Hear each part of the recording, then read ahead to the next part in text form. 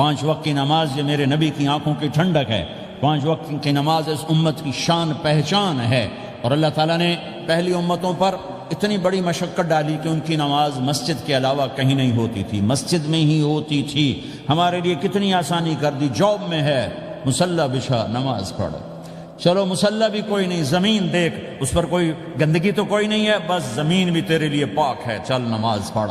اور آسانی کر دی، پانی کوئی نہیں ہے، کوئی بات نہیں، مٹی میں ہاتھ مار، منہ پہ مل، پھر ایک ہاتھ مار، یوں کر، چل نماز پڑھ، میں تیری قبول کروں گا۔ یہ کسی امت کے ساتھ یہ نہیں ہوا، انہیں وضو ہی کرنا تھا چاہے پانی 50 میل پر موجود ہو۔ اور ہمارے لیے پانی کوئی نہیں ہے، چلو تیمم، مٹی میں ہاتھ ہمارا یوں کیا، پھر ہاتھ ہمارا ایک یوں کیا، ایک یوں کیا، چل بھائی اللہ اکبر قبول۔ عمار بن یاسر رضی اللہ تعالیٰ عنہ سفر میں تھے، ان کو نہانے کی ضرورت ہو گئی، نائٹ فال ہو گیا، تو انہوں نے سوچا کہ ویسے تو آدمی کو وضو کی ضرورت ہوتی ہے تو خالی منہ پہ ہاتھ مارا اور یوں کونیوں تک، لیکن مجھے تو غسل کی ضرورت ہے، تو خالی اس سے تو کافی نہیں ہوگا۔ تو انہوں نے کپڑے اتارے، اکیلے تھے، ریت کے اوپر کبھی یوں لیٹے، کبھی یوں لیٹے، کبھی یوں لیٹے، 3-4 دفعہ یوں اور یوں رول ہوتے ہوتے پھر انہوں نے نماز پڑھی۔ آئے اللہ کے نبی کی بارگاہ میں، یا رسول اللہ مجھے رات کو نہانے کی ضرورت پڑ گئی، تو میں نے کہا وضو کے لیے تو خالی یہ 2 دفعہ کرنا کافی ہے، تو یہ تو نہانا تھا، تو میں تو ریت میں خوب رول ہوتا رہا۔ میرے نبی نے انما یکفیک ضربتان، ارے سیدھے بندے عمار، اس کے لیے بھی اتنا ہی کافی تھا کہ تو یوں کرتا اور یوں کرتا اور تو پاک ہو جاتا۔ اللہ نے اس نبی کے طفیل، اس محبوب مصطفیٰ صلی اللہ علیہ وسلم کے طفیل، اللہ نے کیا کیا سہولتیں اور آسانیاں ہمیں عطا فرمائیں۔ پھر نماز 4 کی 2 رکعت کر دی کہ بھئی تم مسافر ہو 2 پڑھو، روزے میں سفر میں روزہ معاف کر دیا، بعد میں رکھ لینا، بعد میں رکھ لینا، قضا کرنے کو حکم، بالکل چھوڑنے کا نہیں۔ اور کہا کہ بھائی مریض ہو چھوڑ دو، مسافر ہو چھوڑ دو، اور نماز 2 رکعت کر دو، سنتیں چھوڑ دو۔ ابن عمر رضی اللہ تعالیٰ عنہ بیٹھے تھے تو انہوں نے 2 رکعت پڑھ کے بیٹھ گئے، تو ان کے خادم نے کہا سنتیں نفل نہیں پڑھو گے؟ کہا اگر پڑھنا تو 4 فرض پڑھتا میں، میرے اللہ نے معافی دے دی تو میں کیوں پڑھوں؟ میرے نبی نے سفر میں سنتیں نہیں پڑھی کبھی، اپنی امت کو سہولت دینے، فجر کی سنتیں 2 پڑھتے تھے، اس کے علاوہ سنتیں نہیں پڑھی تاکہ میری امت کو سہولت ہو، آسانی ہو۔ ایک دفعہ بارش ہو رہی تھی اور کوئی جگہ نہیں تھی نماز پڑھنے کے لیے، تو آپ نے اپنی اونٹنی کو آگے کیا اور اس پر بیٹھ گئے، بیٹھے ہی تھے، پیچھے صحابہ نے اونٹنیوں پر ہی صفیں بنائیں، اور یہ نماز اونٹنی پہ بیٹھ کر ادا کی گئی۔ بارش کے اندر نماز اونٹنی کے اوپر نماز بھی ہو گئی، رکوع بھی ہو گیا، سجدہ بھی ہو گیا، سلام بھی ہو گیا۔ پہلی امتوں کے لیے نہیں تھا، سجدہ ہی کرنا پڑے گا۔ یہ اللہ کے محبوب مصطفیٰ صلی اللہ تعالی علیہ وسلم کی طفیل، میرے اللہ نے ہم پہ فضل و احسان کیا، تو میرے نبی کی زندگی میں عبادات میں نماز سب سے اعلیٰ نظر آتی ہے، سب سے نمایاں نظر آتی ہے۔ اور پھر بازار میں، گھر میں، دفتر میں، ماحول میں میرے نبی کے اخلاق، یہ زندگی کا دوسرا روشن پہلو ہے۔ میرے نبی کی ساری زندگی 2 لفظوں میں آتی ہے، عبادت اخلاق، عبادت اخلاق، یا 2 اور لفظ، حقوق اللہ، حقوق العباد، حقوق اللہ، حقوق العباد۔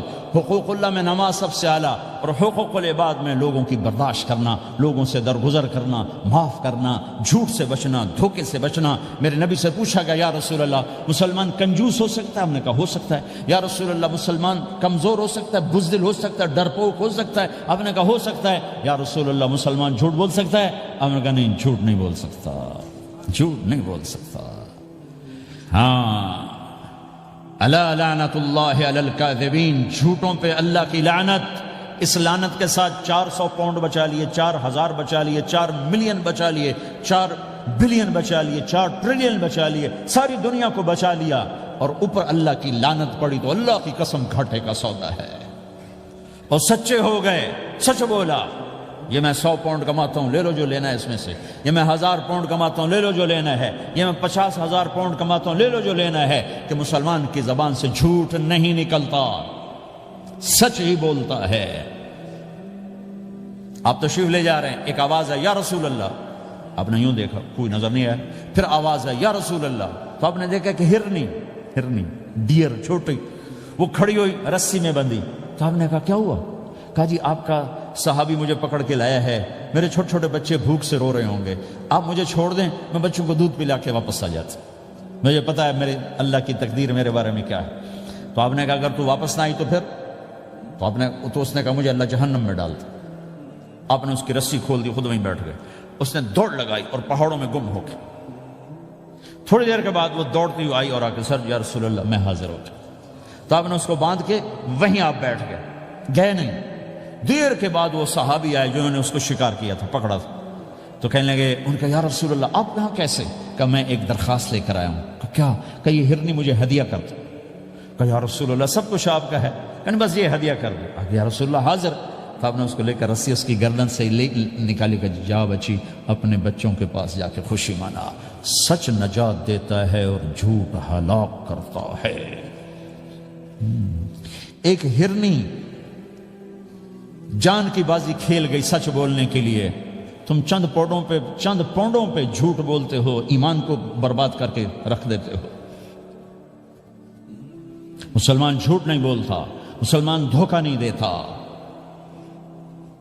مسلمان کی زبان سے سخت بول نہیں نکلتا، کسی کو بے عزت نہیں کرتا، کسی کو کی بے اکرامی نہیں کرتا، کسی کا دل نہیں توڑتا، کسی کو ذلیل نہیں کرتا، خود سہتا ہے، اوروں کو خوشیاں دیتا ہے، خود دکھ سہتا ہے، اوروں کو راحت دیتا ہے، خود تکلیف سہتا ہے۔ یہ میرے نبی کے اخلاق ہیں، یہ میرے نبی کی زندگی ہے، اور یہ اسلام کا سب سے بڑا چیپٹر ہے، وہ سب سے مشکل چیپٹر ہے۔ جب میرے نبی نے لمبی نمازیں پڑھی تو اللہ نے روک دیا کہ میرے حبیب ما انزلنا علیک القرآن لتشقى، اتنی لمبی نماز نہ پڑھ کے تو تھک جائے۔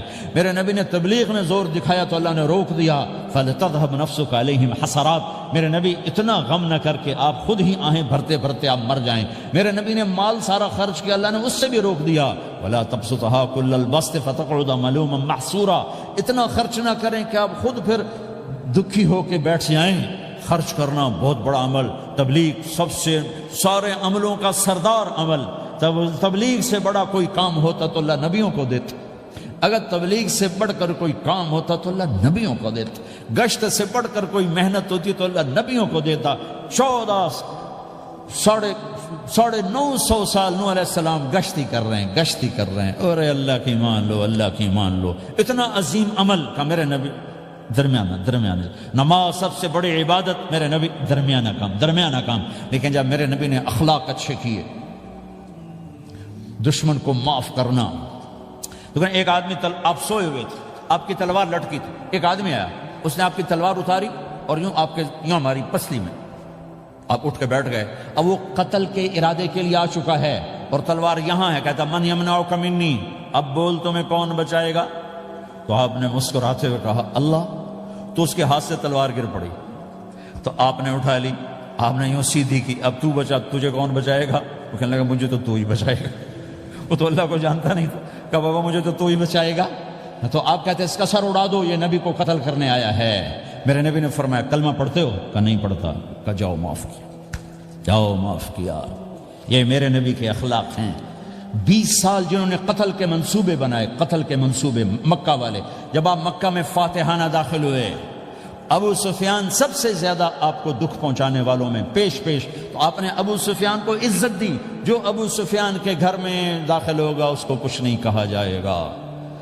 آپ تو ابو سفیان کو بلا کے سولی پہ لٹکاتے، اور آپ کہہ رہے ہیں جو ابو سفیان کے گھر میں جائے گا اسے کچھ نہیں کہا جائے گا، جو بیت اللہ میں ہوگا اسے کچھ نہیں کہا جائے گا۔ سارا مکہ سامنے، آپ یوں بیت اللہ کا دروازے پر یوں دونوں ہاتھ ایسے ٹکا کے کھڑے تھے، پھر آپ نے کہا میں کیا کروں گا اب تمہارے ساتھ؟ تو سہیل بن عمر نے کہا آپ کریم ہیں، کریم کے بیٹے ہیں، تو آپ نے کہا جاؤ میں نے معاف کیا۔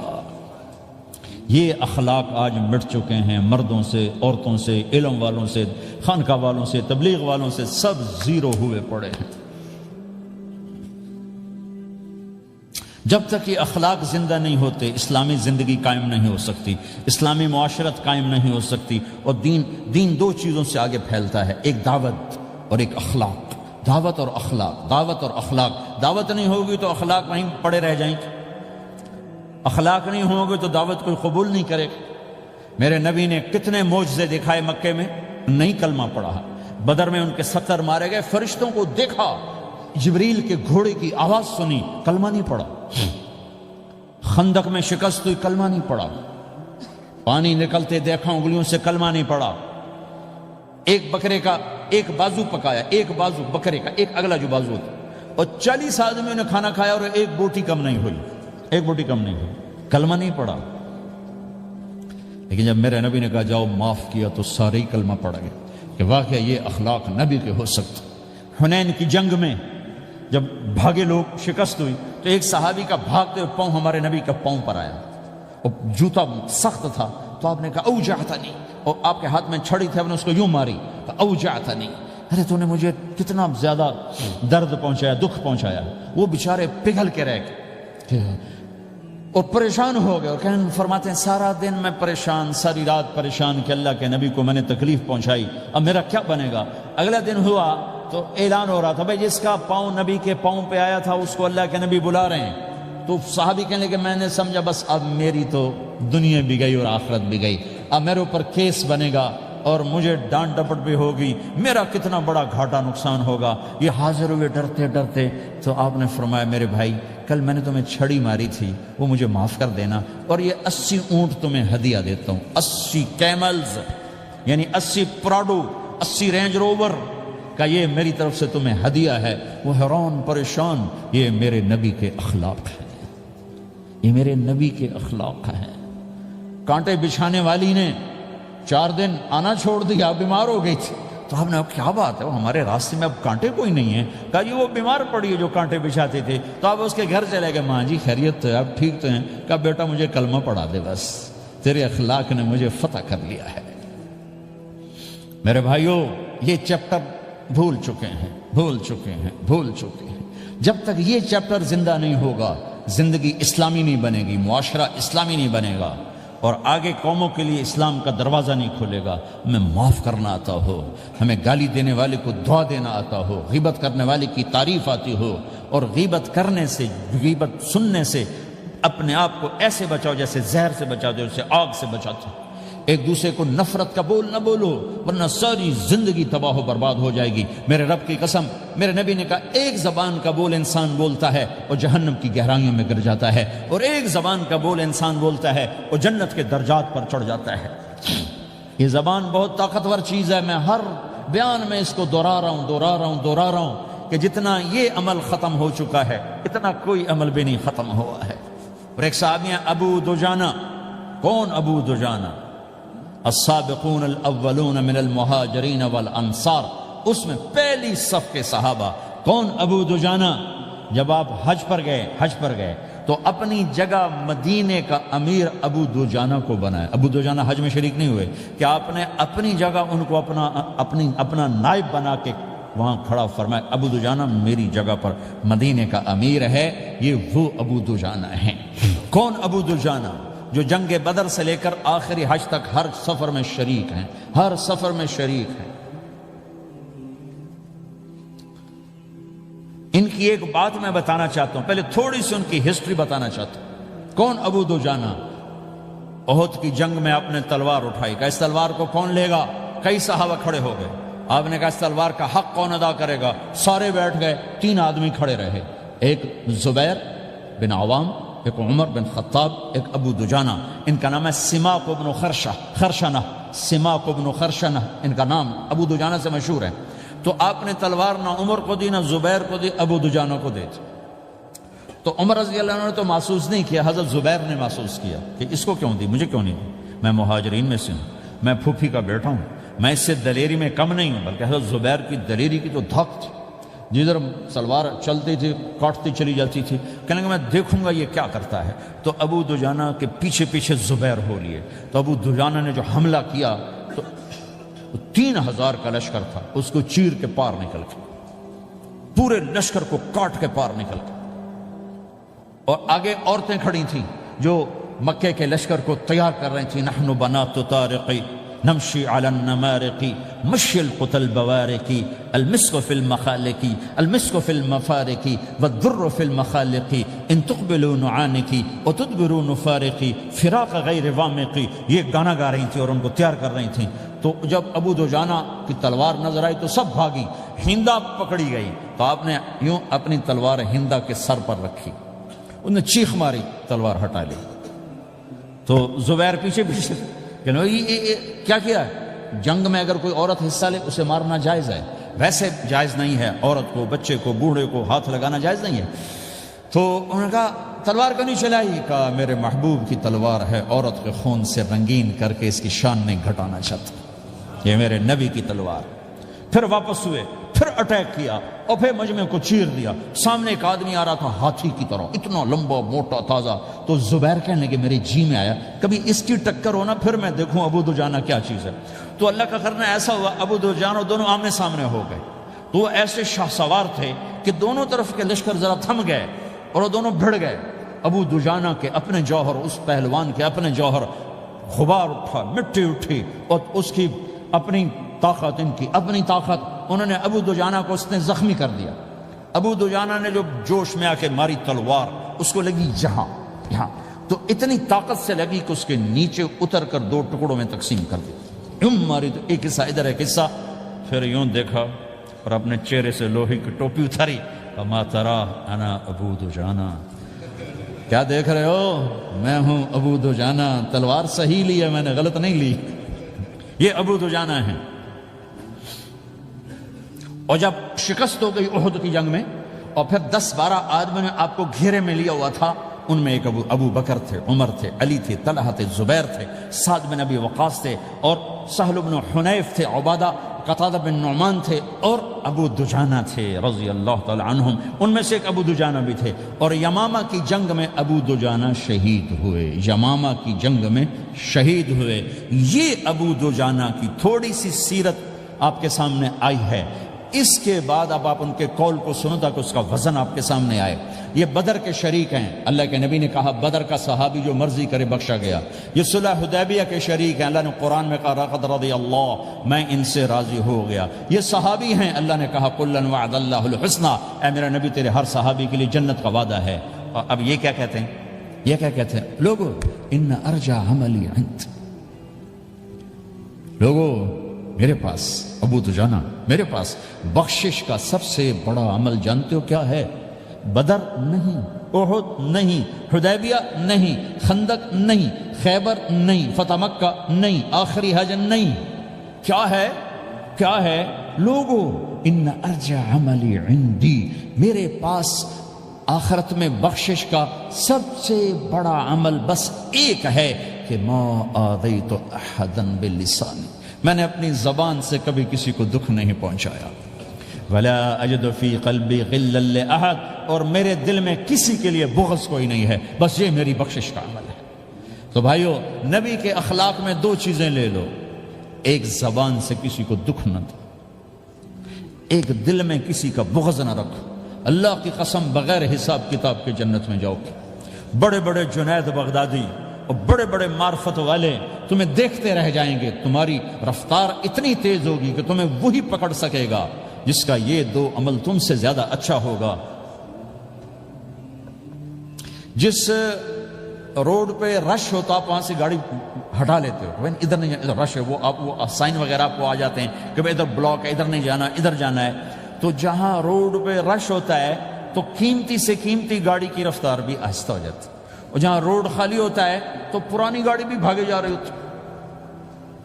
ہمارے یہاں پرانی گاڑی ہوتی ہے نا، پرانی بسوں کے پیچھے لکھا ہوتا ہے نہ انجن کی خوبی نہ ڈرائیور کا کمال، خدا کے سہارے چلی جا رہی ہے۔ اور جس کے پاس ایسی گاڑی ہو، نہ انجن کی خوبی نہ ڈرائیور کا کمال، تو اگر اس کو روڈ خالی مل جائے تو وہ تو مرسیڈیز والے سے پہلے پہنچے گا، رینج روور والے سے پہلے پہنچے گا، بینٹلی والے سے پہلے پہنچے گا، رولز رائس والے سے پہلے پہنچے گا، جو وہ تو پھنسی کھڑی اور اس کا روڈ ہی خالی ہے۔ تو میرے بھائیو، یہ میں ایک مثال دیتا ہوں، عبادات کی روڈ پہ بہت رش ہے، نمازی بے شمار ہیں، روزے دار بے شمار ہیں، عمرے والے بے شمار ہیں، حج والے بے شمار ہیں، اور تہجد گزار بے شمار ہیں، علماء بے شمار ہیں، حافظ بے شمار ہیں، ذکر والے بے شمار ہیں، بہت رش ہے، تبلیغ والے بے شمار ہیں، لیکن جو اخلاق والا روڈ ہے نا، یہ خالی پڑا ہے۔ اس پہ موٹر زوکی پہ چڑھ کے آ جاؤ تو سب سے آگے نکل جاؤ، سائیکل پہ چڑھ کے آ جاؤ تو سب سے آگے نکل جاؤ، کہ روڈ ہی خالی ہے، اخلاق کا روڈ خالی ہے۔